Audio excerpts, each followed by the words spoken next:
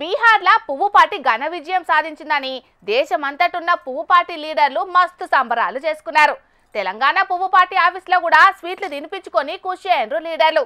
కాకుంటే జూబ్లీ హిల్స్లో ఆ పార్టీ డిపాజిట్ కూడా దక్కలేదు కాబట్టి ఎమ్మెల్యే రాజాసింగ్ సారు గిట్లా మాట్లాడుకొచ్చిండు. ఈ ముండితనంతోని ముందుకెళ్తే బీజేపీ గవర్నమెంట్ ఇంకా 50 సంవత్సరాలు కూడా కష్టమే, చాలా కష్టం.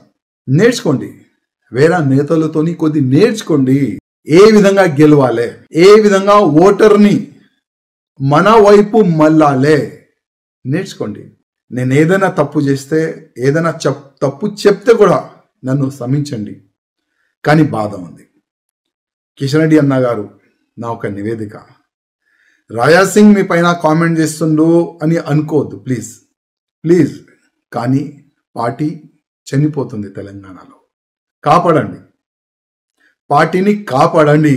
ఇదే నా ఒక్క నివేదిక మా కిషన్ రెడ్డి గారితోని, మా బండి సంజయ్ గారితోని, మా లక్ష్మణ్ గారితోని.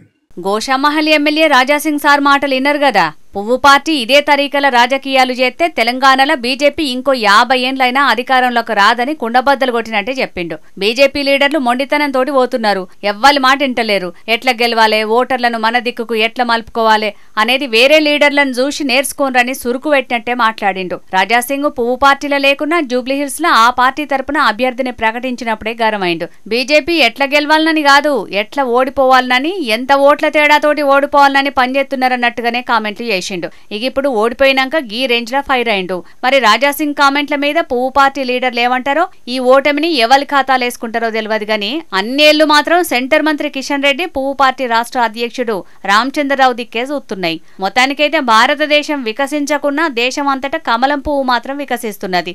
అదే తెలంగాణలో మాత్రం రోజు రోజుకు కమలం పువ్వు రెక్కలు వాడిపోయి రాలిపోతున్నాయని రాజాసింగే కాదు, ఇంకొందరు పువ్వు పార్టీ లీడర్లు కూడా అంటున్నారు. ఇప్పటికైనా పెద్దలు ఆలోచన చేసి రాబోయే జీహెచ్ఎంసీ ఎన్నికల నాటికి పార్టీని జనాలకు తీసుకుపోవాలి. జీహెచ్ఎంసీ మీద కాషాయం పార్టీ జెండా ఎగరేయాలని అంటున్నారు. చూడాలి మరి రాబోయే రోజులలో పువ్వు పార్టీ లీడర్లు ఏ తీరుగా పనిచేస్తారనేది.